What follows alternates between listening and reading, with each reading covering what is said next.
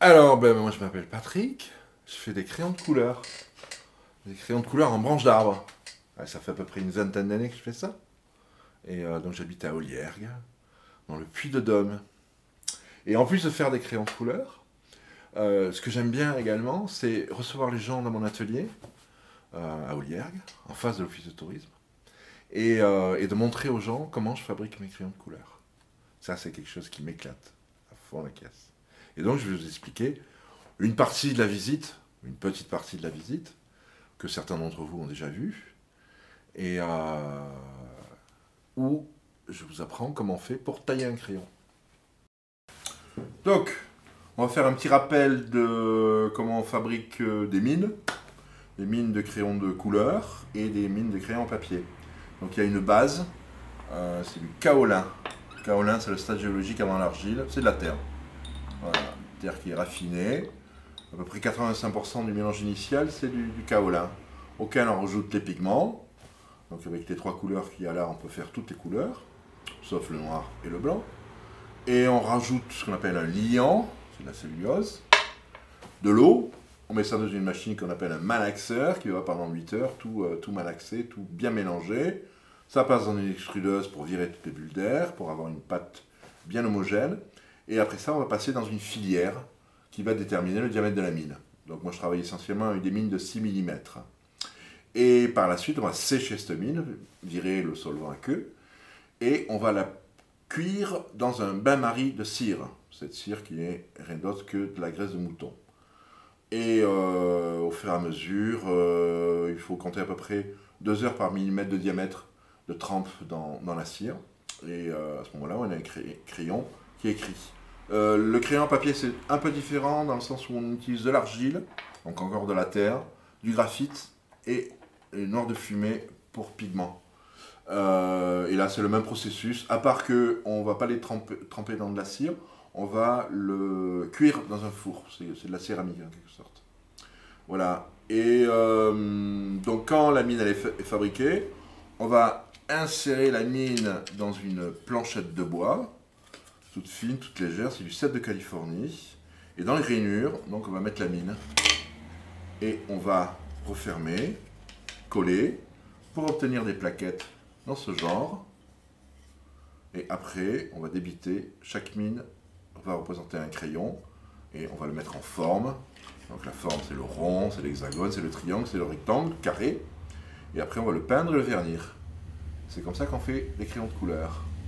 C'est la méthode sandwich. Mais ça, c'est la méthode industrielle. Moi, je ne fais pas comme ça. Moi, j'utilise des branches d'arbres, du sol, de l'osier, avec lequel je fais des crayons de couleur.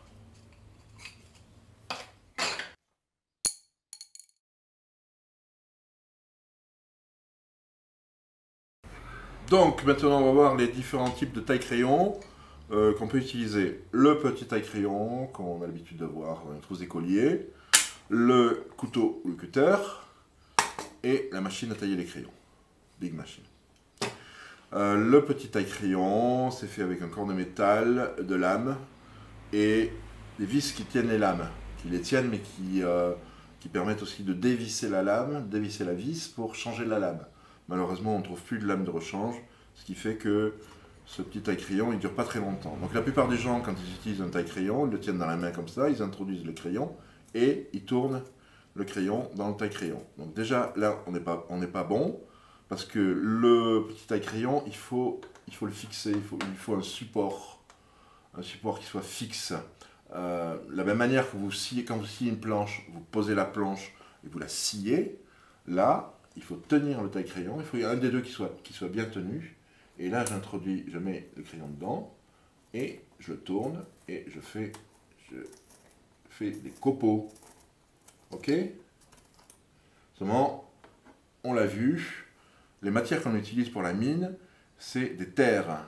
Et la terre, c'est très abrasif pour les lames. Prenez un couteau, coupez de la terre, en une demi-heure, votre couteau ne coupe plus rien.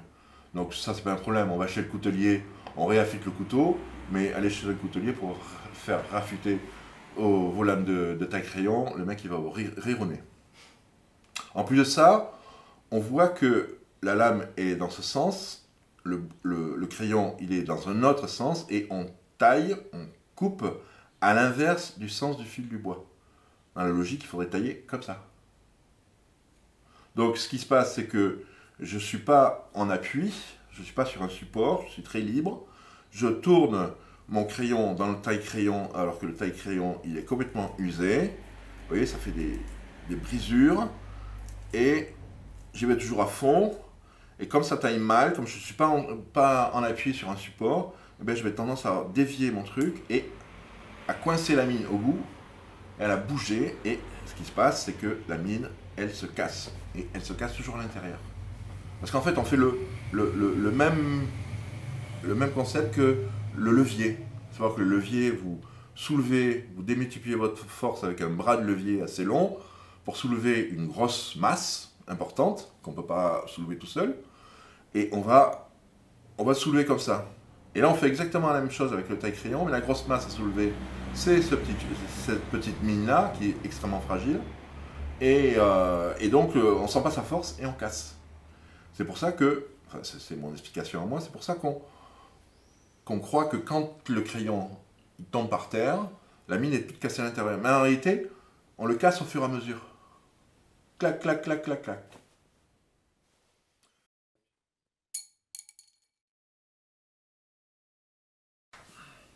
Donc le cutter.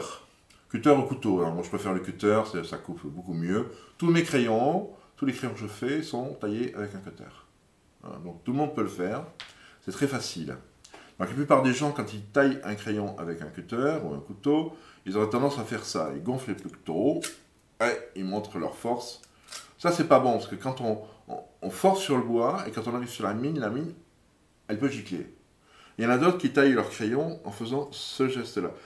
Là, c'est déjà mieux, parce qu'on a ce geste, on travaille avec le poignet, on n'est plus à la force du bras.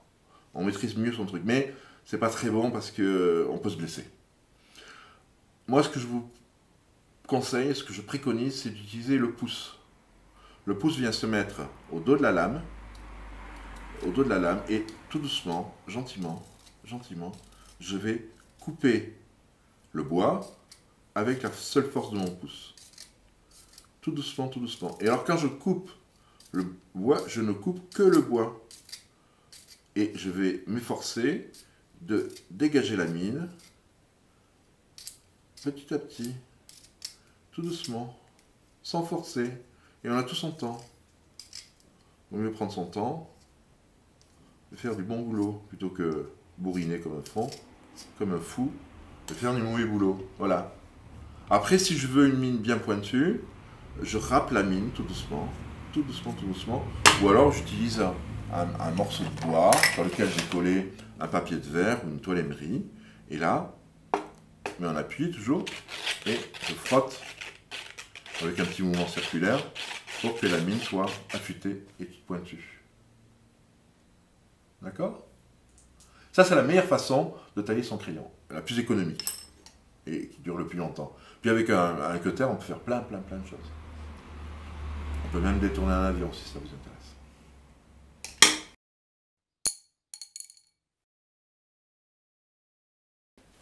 Donc maintenant, la machine à tailler les crayons. Ah, ça c'est une belle bécane. Ça, c'est le concept, il date de la fin du 19e siècle, alors que le petit taille-crayon, lui, ça remonte au milieu des années, au milieu du 20e siècle. Ça dure très longtemps. Ça, c'est un investissement, mais ça dure vraiment très longtemps. Je vous conseille la machine en fer, plus que la machine en plastique. Donc, comment c'est foutu ce truc-là? Donc, il y a un support en fer, hein, il y a une manivelle, et la manivelle, elle actionne la petite fraise que l'on voit ici, grossie, ça revient à ça, et la fraise, elle va tourner sur elle-même, en même temps qu'elle tourne autour du crayon. Ok?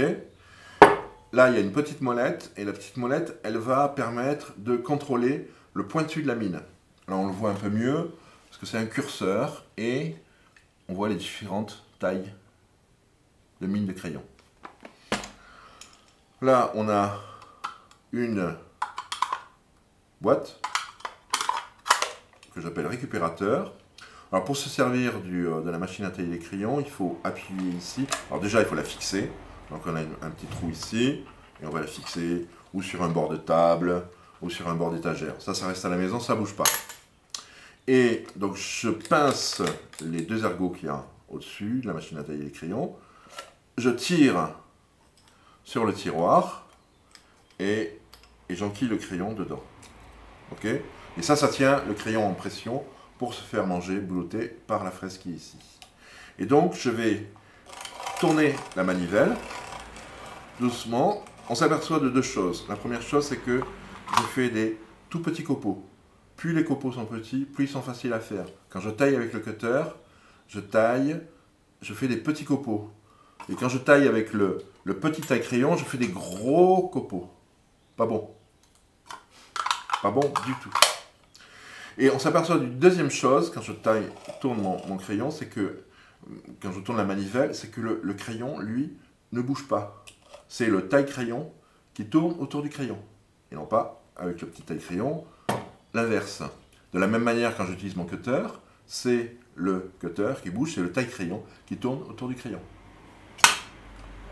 Donc je tourne la manivelle, et à un moment donné, la molette, elle me dit « Ok, c'est bon, arrête de ramer, on est sur la plage. » Mon crayon, il est taillé. Yeah. Ça, en principe, on le jette. Ben, on peut l'utiliser, en fait. On peut l'utiliser.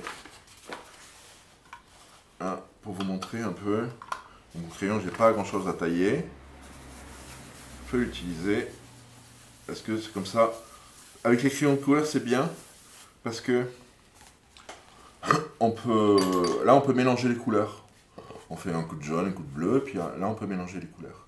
Parce que quand on utilise un crayon de couleur, si on fait un trait et qu'on veut mélanger la couleur avec un autre crayon, les couleurs, elles ne se mélangent pas vraiment, elles se superposent, puisqu'elles ne se mélangent. Parce que quand on les remet en poudre, là, on peut les mélanger.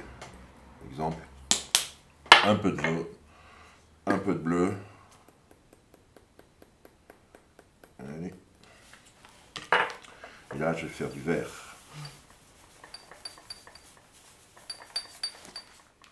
Vous voyez?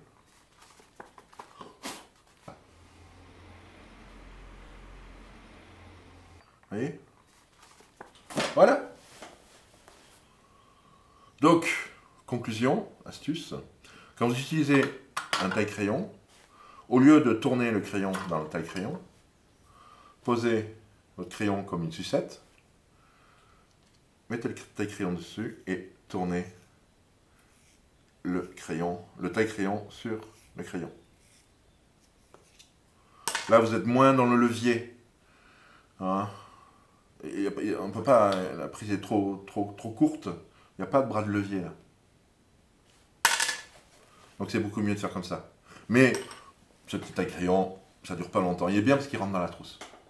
Mais sinon, ça vaut pas le coup.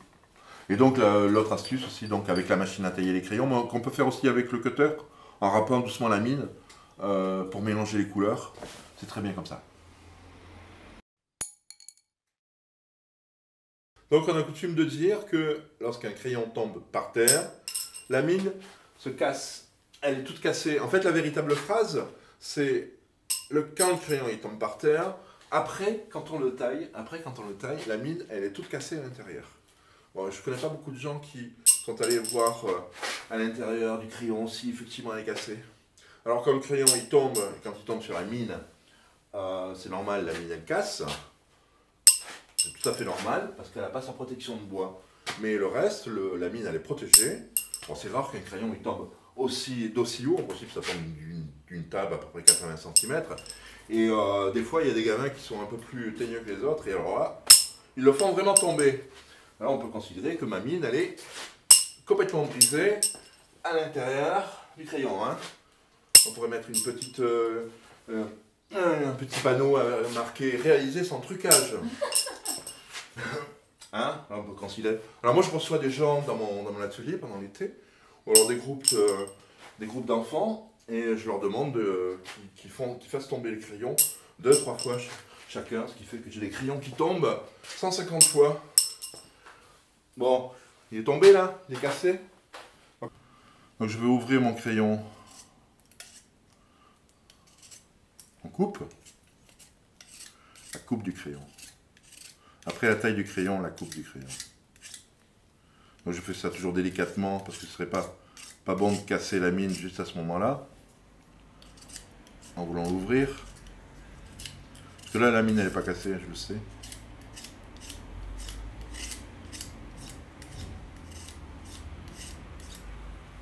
Voilà, je vais passer ça au lapidaire. Pour qu'on voit un peu mieux.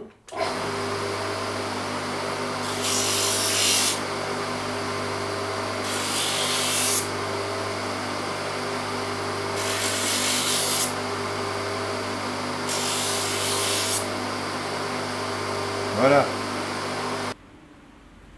Donc, avec la loupe, on s'aperçoit que la mine n'est pas cassée. Du tout. Alors c'est une opération que je fais régulièrement quand j'accueille du public. Et ça c'est le travail de déjà tout un été. Hein. Et il n'y a pas un seul crayon là-dedans qui soit cassé. Alors, au début je faisais ça avec mes propres crayons. Et puis les gens ils m'ont dit ouais mais c'est normal, c'est tes crayons, donc la mine elle est super qualité. Donc je suis allé à Carrefour pour acheter des crayons et montrer que c'est pas uniquement mes crayons, c'est tous les crayons. Et donc j'ai cassé du crayon. Voilà, des crayons de bonne qualité, des crayons de moins bonne qualité. C'est pas de la super qualité. Voilà. Eh ben, il n'y en a aucun qui sont cassés. Aucun. Quand le crayon tombe, la mine ne se casse pas. C'est quand vous taillez le crayon, avec le taille-crayon, c'est vous qui cassez la mine, au fur et à mesure. Comme ça. Comme ça, et crac, et la mine, elle est cassée à l'intérieur. Mais c'est pas parce que le crayon il tombe par terre, c'est parce que c'est vous qui taillez qui cassez votre crayon. Crac, crac. Toujours cassé.